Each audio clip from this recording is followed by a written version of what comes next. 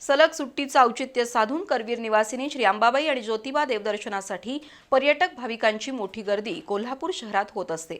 शुक्रवारपासून 3 दिवसांची सलग सुट्टीची पर्वणी साधत सुमारे 3.5 लाखांपेक्षा अधिक भाविकांनी श्री अंबाबाई देवीचे दर्शन घेतल्याची नोंद झाली। महाराष्ट्र दिनाला जोडून आलेल्या शनिवार रविवारच्या सुट्टीचा त्रिवेणी संगम साधत पर्यटक भाविकांची मोठी गर्दी कोल्हापुरात झाली होती। त्यामुळे शहरातील पार्किंगची ठिकाणं, हॉटेल्स, रेस्टॉरंट, यात्री निवास हाऊसफुल झाले होते। देवी दर्शन आणि पर्यटन हे आता पर्यटक भाविकांचं समीकरणच बनलंय। शुक्रवारी महाराष्ट्र दिन, कामगार दिनाची सार्वजनिक सुट्टी होती।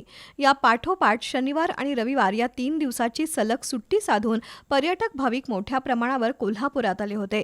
शुक्रवारी पहिल्याच दिवशी 1.5 लाखाहून अधिक भाविकांची उच्चांकी गर्दी झाल्याची नोंद देवस्थान समितीच्या नियंत्रण कक्षात झाली आहे। गर्दीचा हाच फ्लो शनिवार आणि रविवार या दोन्ही दिवशी कायम राहिला। पहाटे 4 ते रात्री 11 वाजेपर्यंत भाविकांची रीघ मंदिरात कायम होती। सध्याचा तप्त उन्हाळा पाहता मंदिर आवारात भाविकांच्या पायांना चटके बसू नयेत म्हणून मॅट घातले आहेत। याचबरोबर दर्शन रांगेवरही मांडव घालण्यात आलाय। ठिकठिकाणी थंडगार पाण्याचे कॅन ठेवण्यात आलेत। सध्या मुख्य मंदिरासह अन्य मंदिरांचं संवर्धन सुरू आहे। यातून सर्व मंदिरांचं मूळ शिल्प सौंदर्यही खुलून दिसत आहे। गेल्या 3 दिवसात 3.5 लाखापेक्षा अधिक भाविकांनी श्री अंबा मातेचं दर्शन घेतलं।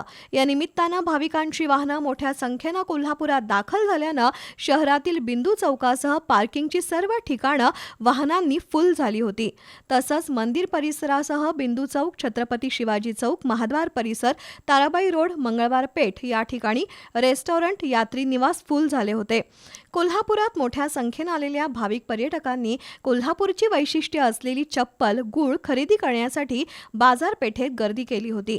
त्यामुळे गेल्या 3 दिवसांपासून शहरातील बाजारपेठा पर्यटक भाविकांच्या गर्दीनं गजबजल्या होत्या।